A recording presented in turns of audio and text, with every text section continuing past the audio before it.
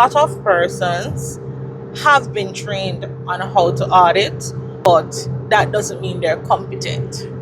In the field, when I go out to do audits, a lot of persons will stop me and ask, how did I become an auditor?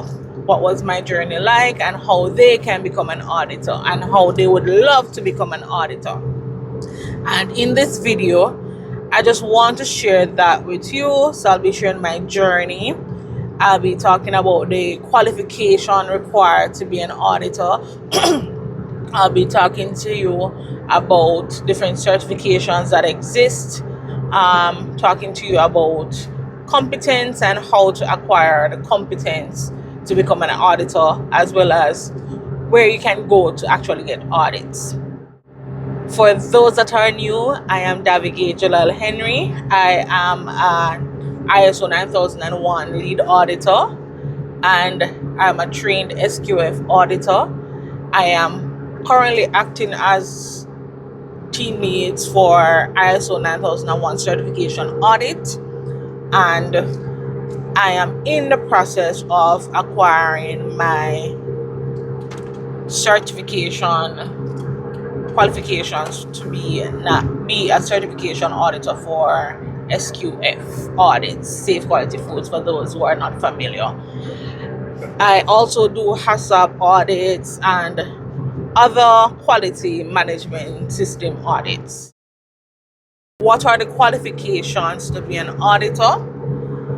Depending on the type of standard that you are seeking to audit, your qualification may vary. Now let's start with food safety, as that is more technical. If you want to become a food safety auditor, the basic requirements, you have to have a degree, and that degree must be science related. Generally, if it is not, it would be based on years and years of experience within the food industry. If you want to audit ISO 9001, you can have any degree, but you need to have a degree. So basically, auditors must have a degree in general. Some certification bodies, they'll make exceptions experience, but generally the basic requirement is that you have a first degree. For ISO 9001, it can be anything. You basically have to just show that you can learn and you know things, but you also need business acumen. You need to understand how business work. So you need to understand strategic planning, risk management. In addition to having that degree, you would then need to also have training. So you need to be trained in auditing. So management system auditing training. It could be a standard specific. Some persons do HACCP auditing training, ISO 22000 auditing training. SQF has their own training, auditing training. And then we have the ISO 9001 lead auditor, which is quite popular. That those trainings now would be another qualifier to becoming an auditor. In addition to that, you may need certification. Certification now is an indicator that you not only have been trained, but you also have the skills. So you have experience actually auditing. Because to get a lead auditor certification, you must demonstrate that you have audited for a certain amount of hours. And I will insert that into the video. There are many training bodies here in Jamaica that does the PECB lead auditor course. Also, in addition to PECB, there are other places that you can go and get the lead auditor. So specifically, I'm speaking about ISO 9001 right now because that's the most popular. So you go and you do your lead auditor course. You have that certificate to say, oh, I was trained to audit, but that doesn't mean you can audit. If you do not have the experience in auditing, you cannot audit as yet. Therefore, you must accumulate audit hours. How do you go about doing that? To accumulate audit hours means that you need to audit.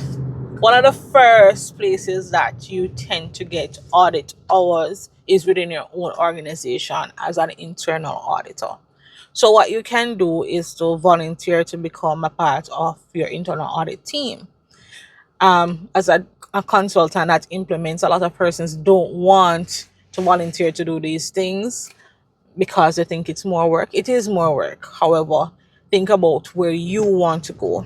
So as I mentioned, the internal audits will give you some hours. However, for example, SQF does not recognize internal audit hours as in your application for to be an auditor. They do not recognize internal audit hours because it is basically auditing yourself. So they want external audit hours. How do you accumulate that? One, supplier audits. So volunteer to go on supplier audits. I am going to be using the word volunteer a lot because you want to gain competence. Not everything you have to pay for. And if you are seeking education, you pay for it. And sometimes you pay for it with your time. So volunteer to go on supplier audits. That can be helpful. You accumulate the audit hours there.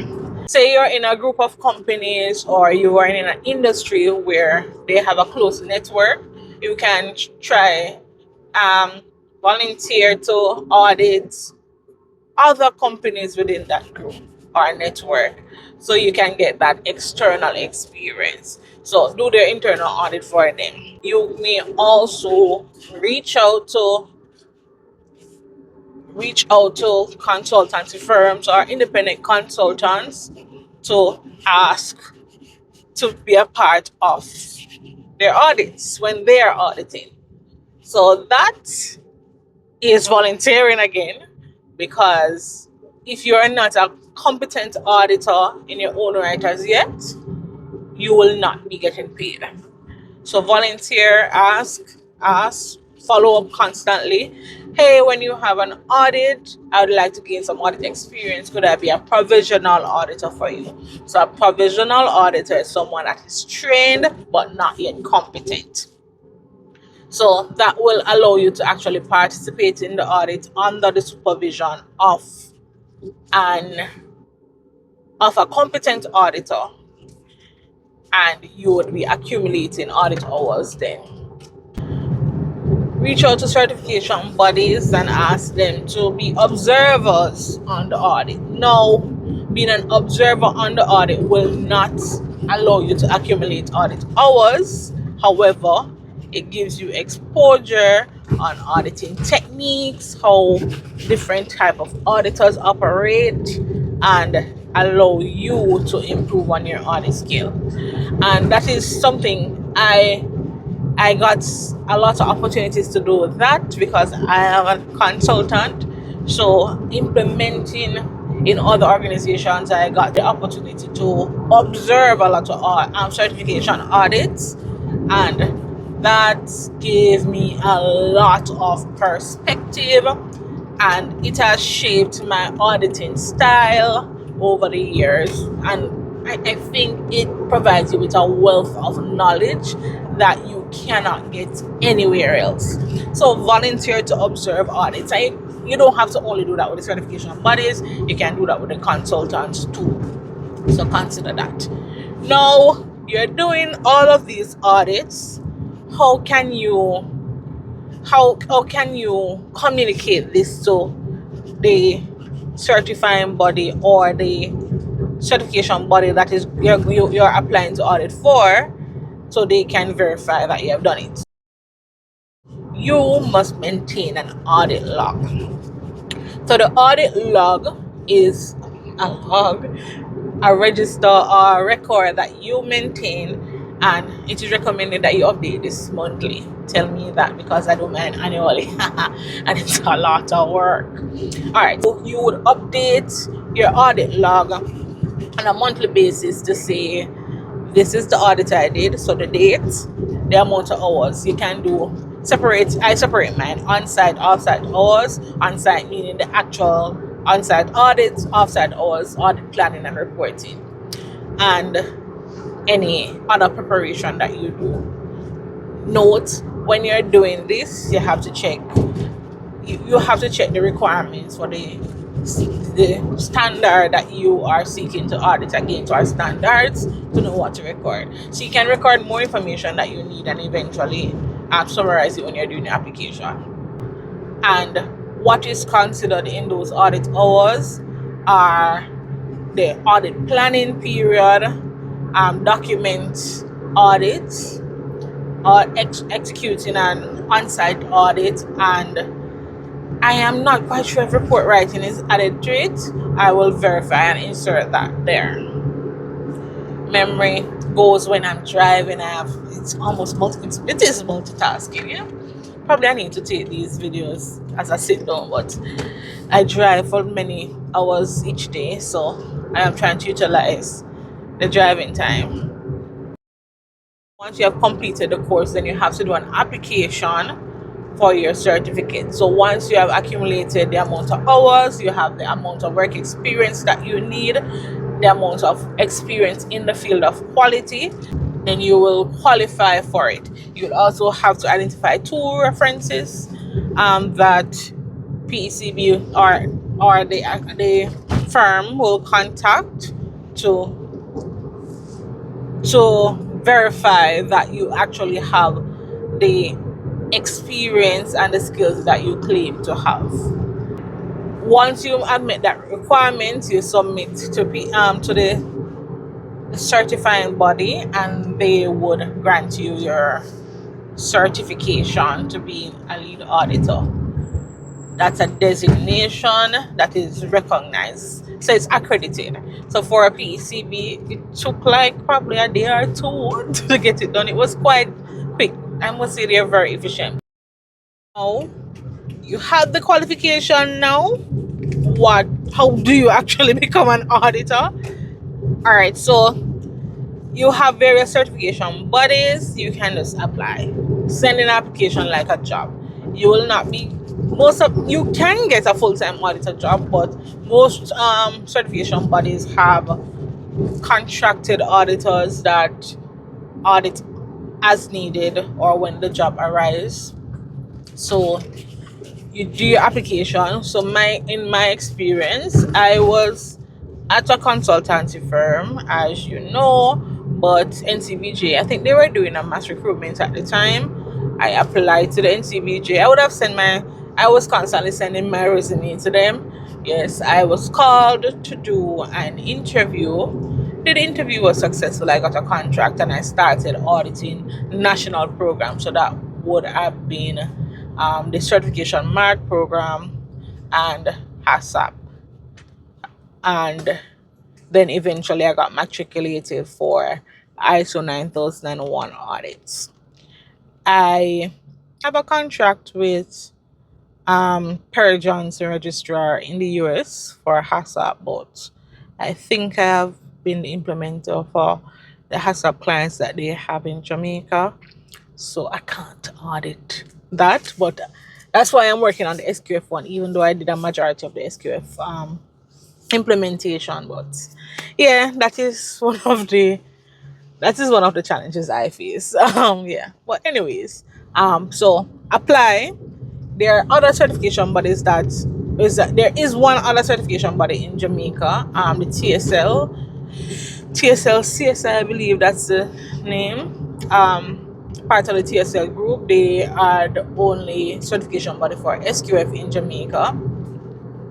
But the SQF process is a little more technical. If you are interested in knowing more about that, I can go into details of that. But I believe TSL also does GMP audits and HACCP audits too, so you can reach out to them and see if you can get you can get a job with them as an auditor. I applied to the NCBJ, got the contract, and I was assigned audits. I would take vacation days and audit departmental days. Eventually matriculated, and now I am a lead auditor. It is not an impossible task. It just takes one step at a time or one audit at a time. So keep going at it. get your job, you go ahead and audit. No, after that, you need to continually improve. You have to do continuous training. And not necessarily training that doesn't mean every year you have to do training. You have to do continual professional development. So every year you try to look, there are a lot of webinars. So for example, PECB, ASQ, they will have webinars. The certification bodies will have webinars. A lot of them are free, by the way.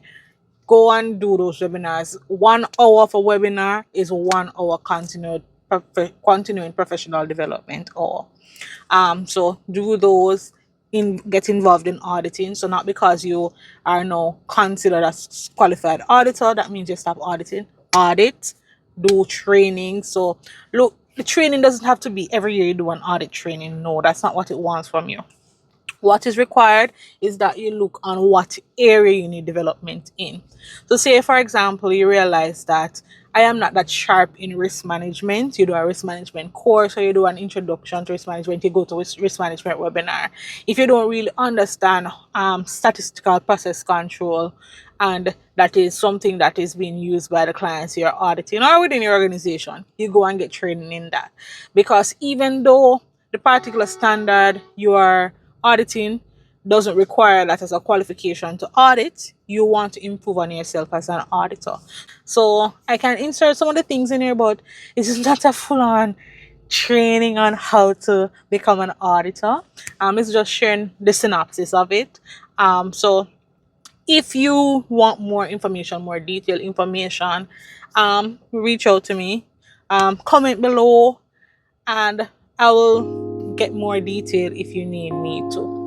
Thank you for watching, and have a wonderful rest of your day. Remember,